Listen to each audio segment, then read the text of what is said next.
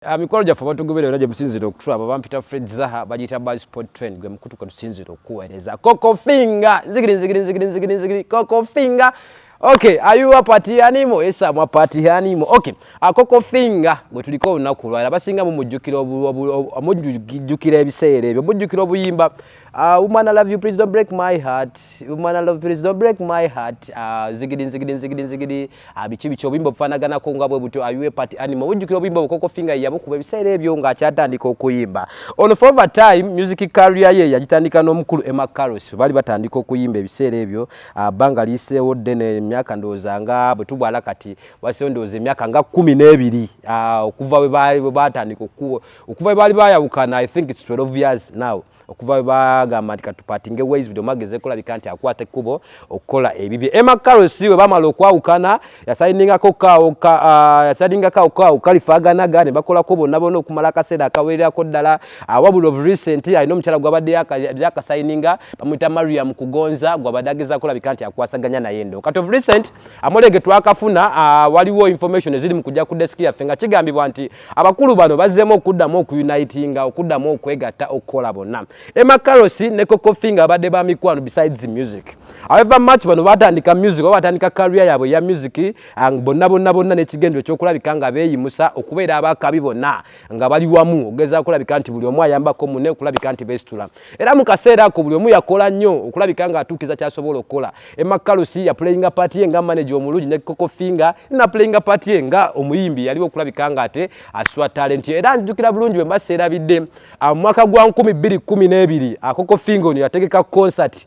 It was a success. Ngero yo muku concert oboli awo zasiganga zenyumirizibwamu mu career y'abantu bana ababiri wakati wa Coco Finger ne Emma Carlos kubanga kati ono yali akoze ekyenjawulo era success.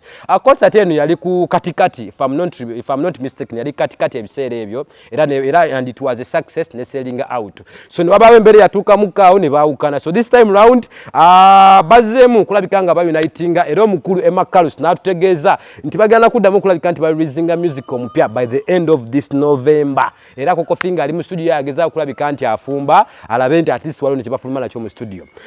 Waliwo okutulika nti mukomawo tugenda tundi obulamu bwa Coco Finger abadde atambuliramu kati n'obulamu bwa Coco Finger abadde atusiza endongo. Do they have that magic? Bakyasobola creating a magic nga bwe bali nga bakyali bavubuka oba kati time eyiseewo. Emma Carlos tugambe nti alinga wine the more he grows old n'okubeera omusufu oba n'okubeera omuwoomu mu kumanya n'okusetting eno. Emma Carlos y'omu ku basajja abali smart, technically smart besobola ogeza kulabika nti I appreciate abootuuka engeri gy'analyzingamu kendogo omusajja ali very curious nnyo omusajja mumanyi nnyo bw'akituuka ku analyzing endongo eyo. Ntujukira lumu twaliko naye awo Didi we yalwalira ebiseera ebyo first time okugamba nti Didi ali mu mbeera mbi twali awo Mengaawo side ze Mengaawo bakayita batya akalwalira akali awo twali awo twaliwo nze ngaliwo ne Barinex ne ba producers abalala awo ne twogera ku mbeera eriwo wakati wa producers n'abayimbi bano gamba nti abayimbi bagaba producer bano beetaaga okubaako n'akasente ke babawa ku sente zino ezijja ezakukola tune ne copyright okulabika ne ba producer basigala babina ne copyright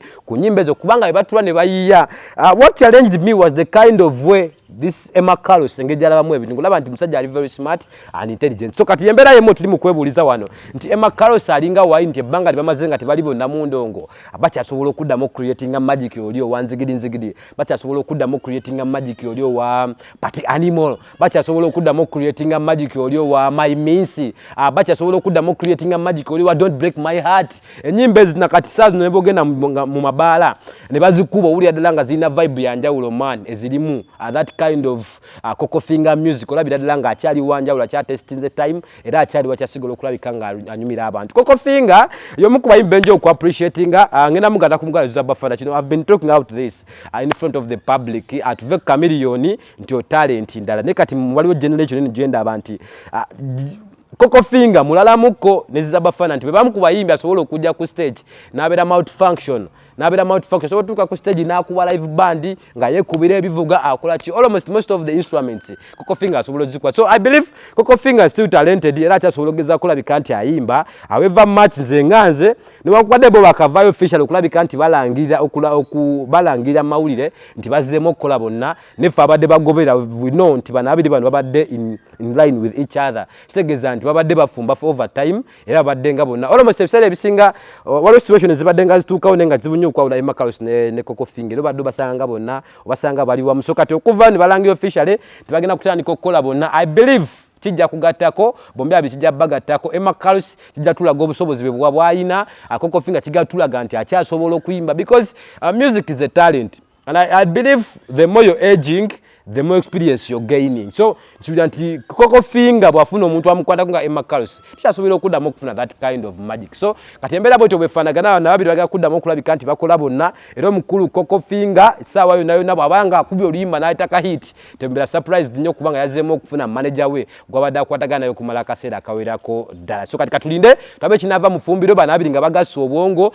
Recently ezimu ku rumors zasooka okuleetebwa yengeri gye tubali tubalabamu ne ku memories of good life. We remember if you can trace the memories banabiri era baali bonna bonna ku show memories of good life Emma Carlos bali wamu ne Coco Finger nga gubasaza mukamu embeera yonna yonna ebadde zeebeerawo nga tulaga nti banabiri badde nga babadde beegatta dda nga baunitinga dda kyo kibadde kyalunze bulunzi kulabika nti ate kyabika.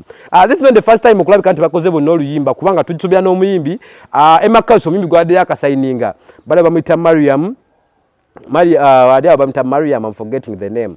Era balina ne collab n'omukulu Coco Finger. Kitegeeza nti babadde in line together ogeza kulabika nti ate bakwasaganya endongo. Bagita by sport trend gwe mukulu ko kinzo okulabika nga tukuweza bamita Fedza of course yembera bwe tubegenda maaso very soon katulina omukulu Emma Carlos ne Coco Finger ate okutuwa ekyenjawulo ekinasobola ogeza kulabika nti kivaayo mu kwegatta kwebazeemu okwegatta kuno okulabika nga ate baweza bana Uganda.